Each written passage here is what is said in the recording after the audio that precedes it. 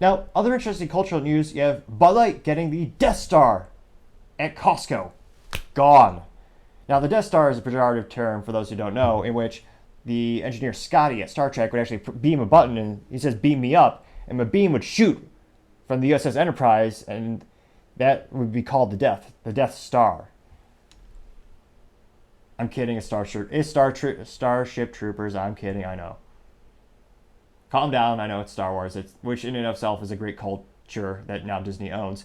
But it's an instance where there's a little asterisk on a little sign at Costco. If you see that little asterisk on the little plaque or for the item that says, the item name and the price, it's an indication that the product will not be restocked. And it looks like in this particular instance, it was for the Bud Light Platinum, which I'm trying to think of a good metaphor for putting lipstick on a pig or something else that would be pertinent to beverages. No, that's probably pretty accurate. I remember back in the day, Bud Light Platinum, I think it was released back when I was in college. The only thing I knew about it was a blue bottle, and it all tastes about the same. I think they say it's more filtered. Their marketing department isn't the best, clearly, because I can't remember the special product, and of course, since the April 1st, about incident with Dylan Mulvaney, which ironically it debuted April 1st, but it was not a joke. Although fiscally speaking, it is a joke because they've lost $28 billion in stock valuation and millions in sales. Now, it looks like they're specifically dropping the Bud Light Platinum product from Costco. It'll be interesting to see if they drop all Bud Light. So Bud Light Platinum is the one in the glass bottle that's platinum. It's fancier. It's probably the same damn thing in a bottle, but we'll give them the benefit of the doubt. Let's say it's got an extra crappy little filter tapped on there or something. But for them to keep losing these sales, the type of sales you have at Costco are paramount to boost companies like Anheuser-Busch and Bev.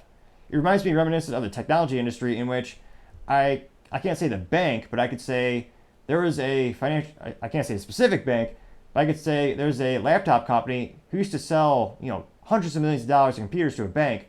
They wouldn't make a profit on it. However, it would help them with their cost of goods sold. That's because if you're making 100 laptops and you're working with the actual suppliers, let's say you're working with Intel, who makes the processors. If you're going to order 100 laptops, they'll give you a little discount. If you order 1,000 laptops, they'll give you a little more. If you order 1,000,000 laptops, they'll give you a lot better discount. Thereby, if you get that big bulk, because of course, if you get that price per unit down, it's not just for that sale. You're going to use that price. You're going to expand the quantity for other laptops. So this tech company wouldn't make a profit selling to the bank, but because they sold the volume of units for the components, it increased the overall profitability of the other sales because it decreased the cost of goods sold. That's the paramount important thing about volume sales in business, and that's what Costco is known for. If you're an entrepreneur and you're going on Shark Tank, one of the best things you could ever hope for is getting to Walmart or getting to Sam's Club or Costco, because they will each change your life overnight with that volume of sales. It is life-changing. It's what every entrepreneur dreams of. And with Bud Light, Anheuser-Busch, and Bev, the type of discounts they're getting on the cost of goods sold are going to decrease because their quantities are decreasing. So they're going to have less discounts because the costs are going to go up. Because instead of selling X amount of beer every year, they're selling maybe 75% of that, or 30%. Now they're only selling 70% of what they used to be selling. So that means they're ordering less bottles, which unfortunately about 650 workers lost their jobs because they had two factories which made the bottles for Bud Light, and very few people are drinking that these days. So you have think about the components needed for a Bud Light. You have the bottles, you have the labels. If there's a paper or a label maker that goes down to that, you gotta slap that logo on there. You have the hops. You have the unfiltered Flint, Michigan water. Kidding, moderately. What else goes? Yeast, drain water, funny seventh thing. It's one of those things where their costs are going to keep going up because their quantity is decreasing every week. The real question is, how long could it decrease before they have to increase the price again? Because right now they're bleeding. They are literally giving it away. It's cheaper than water in some areas because they're having these rebates. So it'll be interesting to see what's Bud Light going to do. The economies of scale are paramount for their company. And perhaps they use the same hops for all their beer. Granted, most of it tastes the same. But still, that's their number one brand. For 20 years, it was the number one brand in the United States by by sales for beer.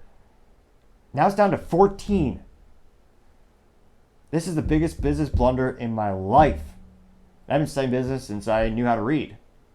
I didn't know how to read well, but I knew how to read back in the day. Well, I still do, but moderate joke there with grammar. But it'll be interesting to see, what does Bud Light do from here, and does the CEO face any accountability for his actions, or lack thereof? Time shall tell, Brandon Whitworth. Time shall tell. Thank you, everyone, for taking the time to tune in. We're trying to get to 3,000 subscribers in July, so I greatly appreciate if you click that subscribe button. Also, don't forget to like and comment. We really appreciate the feedback. Thanks to you, the channel, the show has gotten a lot better. Improvements, everything from putting the scripts on the monitors behind the camera so we can keep eye contact. That was one the audience really appreciated. All the way to me pontificating more and using more hand gestures. All the feedback is really appreciated, and together we're making the show even better. We're making it better every single day.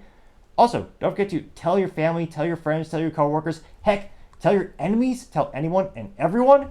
Just stay safe and fight the good fight.